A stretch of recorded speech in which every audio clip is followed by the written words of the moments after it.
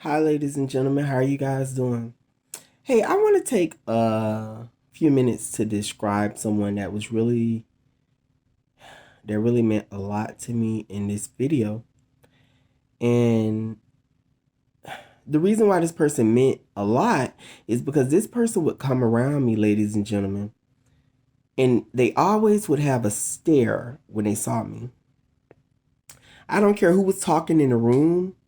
When I said something, there was silence, and this person's ears would open and their heart would open, ladies and gentlemen, with very much so a lot of compassion and very interested in what I had to say. Ladies and gentlemen, this person was my grandmother. She was awesome. There was one time where she had got 3 strokes back to back. Okay, let's check this out, ladies and gentlemen. Okay. When I was younger, my mother decided to move to another state to start a new life, okay? I didn't even want to go with her. Now, mind you, at the age of like 5 or 6 or something, I don't know, I was young. I decided that I wasn't moving with my mom. I wanted to live with my grandmother, and I was dropped off at my grandmother's house. Well, the moving trip was short lived, and my mother found herself coming back to the state of Florida. But here's the thing, though, what kills me is okay, that's not the only situation. Throughout life, there was always situations where no matter what, I just always knew I could glue to my grandmother. And my grandmother, I don't care who was in the room, but if I had something to say, she was an ear. She would be so very quick to listen, and she would pay close attention to what I had to say. My grandmother, a description of her would be she had very soft hair. She had very, very soft skin. She had the skin that was like when you rub across it, it was so soft. It was as if her skin was always always lotioned up. And she, there would be times she wouldn't have on lotion, and you could just rub your hands across her skin, and it would be like silk, ladies and gentlemen. She was a very beautiful woman. She was a very, um, would I say courageous? I want to make sure I'm saying that right. She was a very strong woman. She stood firm in what she said, and she always believed in fairness. And when she caught one time her medical history, she caught like strokes back to back, which put her in a place of silence, but she still could communicate and she could talk, but the things that she would say would not be direct. It would be, all right, give it to me, or something like that. But it wouldn't be like full on sentences and everything, but you understood what she was saying.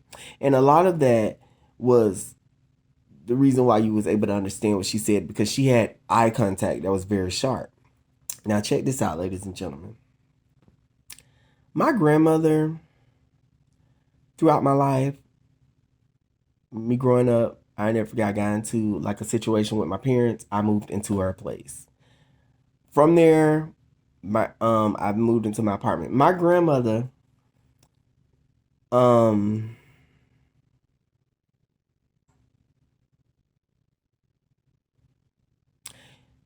my grandmother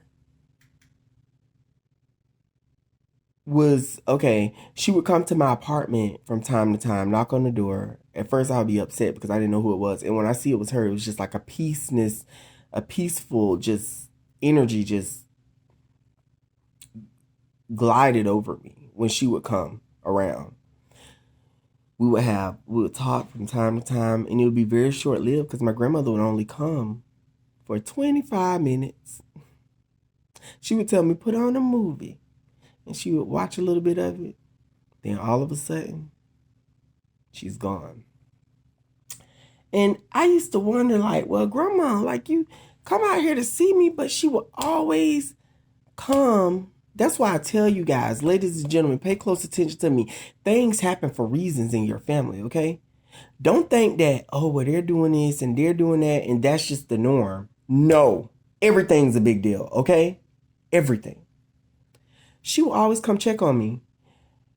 Now that I think of it, I think that the reason why she was coming to check up on me, because when I lived with my granddaddy 2 years ago, ladies and gentlemen, until I was able to build myself up. I never forget my grandfather came and he said something to me. And he said, what he said was, your grandmother used to always say you was different.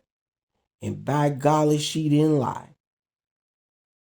Now, mind you, my grandmother would always come to my apartment.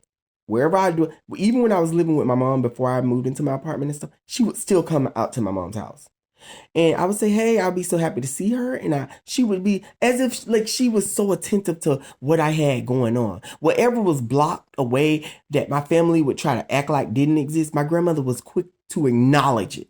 She was the one that took me to my concert when I had a violin concert in middle school. She was the one that took me there. She was the one that if I was doing something, an extracurricular activity, whatever it was, she was right there to show support. Now she would come out to my mom's house and she would say, all right. I say, Grandma, we got some movies.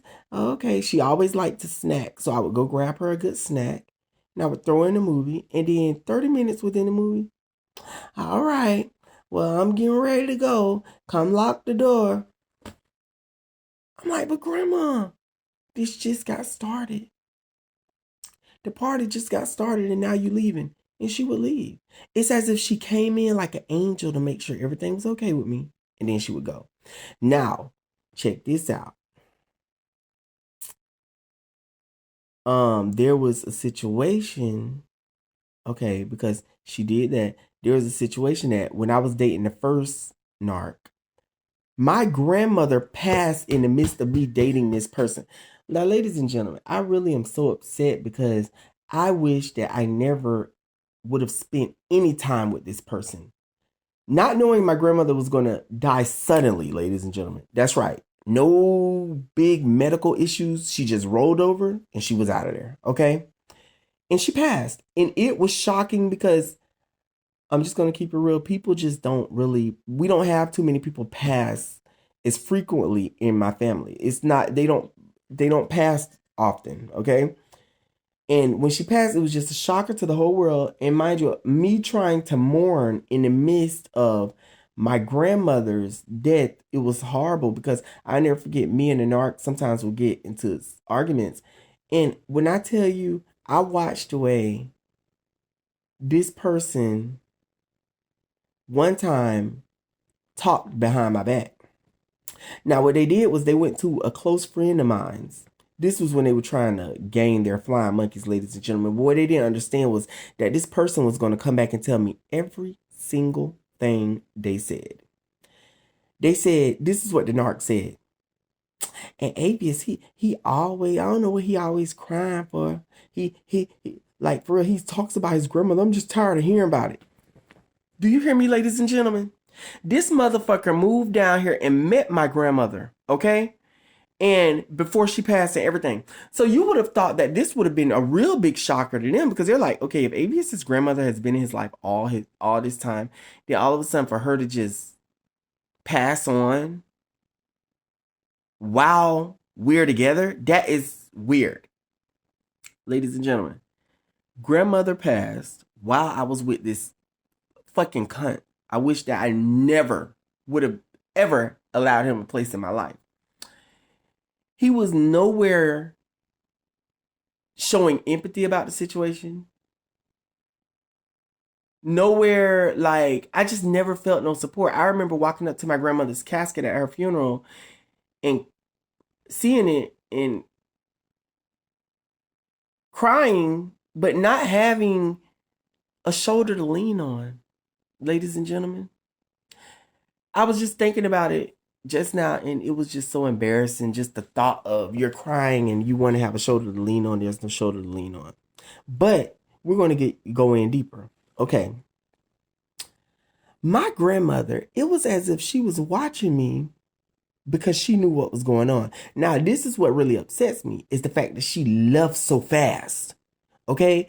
Because if she was still here, ladies and gentlemen, I would be able to get answers to these questions. It seemed like the only other person that had answers to the reason why all of this shit is happening in my family, the reason why so many narcissists, the reason why would have been my grandmother. I was at a young age of not being able to understand. Now, well, up until the point from 30 and up, I would have understood. But now she's gone.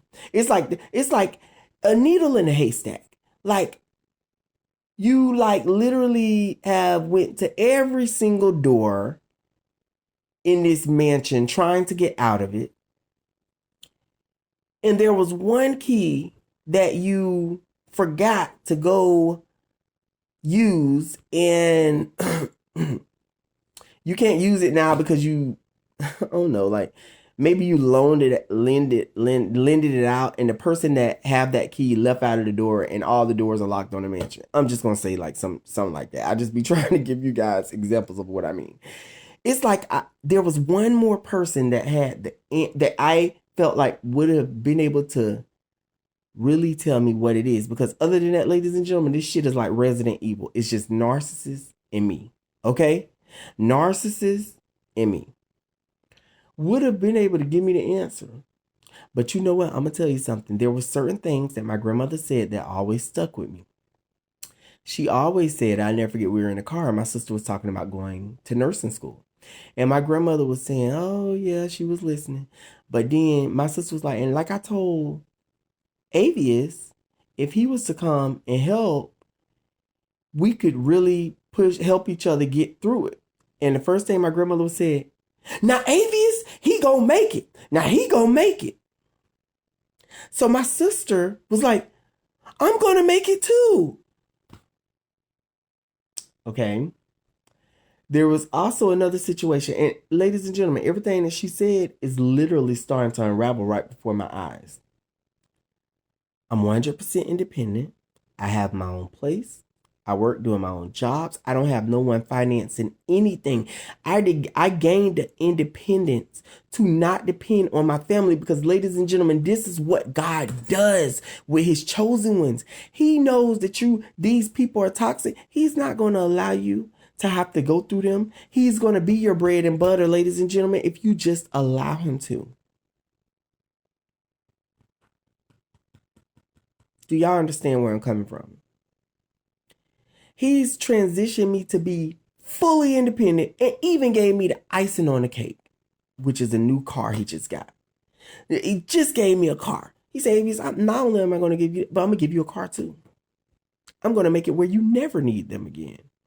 Let me tell y'all something, ladies and gentlemen. Don't think for one second that you guys are by yourself and that God do not see what you guys are going through. Empaths. For those of you that are experiencing narcissistic families and abuse and thinking that God is not watching, he's watching everything. And this video is to give you confirmation of that. Because when you least expect it, ladies and gentlemen, be careful. Be careful. Because I'm going to tell you something. God going to give you a blessing so big, you ain't even going to be able to open up. You ain't going to have enough room to receive it. And I go to tell you this, guys, this because it's real, ladies and gentlemen. It's real. I witnessed it right before my eyes. And things that my grandmother said has come to pass. You know, I am making it. Might not be in nursing school, but I'm surely 100% independent. A lot of people don't have that. But I'm independent. I got my own car. I got my own place. I am literally the brains of the operation. Not dependent on no one. Because this is the way God wanted me to be, because he knew that my family wasn't going to be there for me, ladies and gentlemen. He knows that your families ain't going to be there for you when they're narcissistic.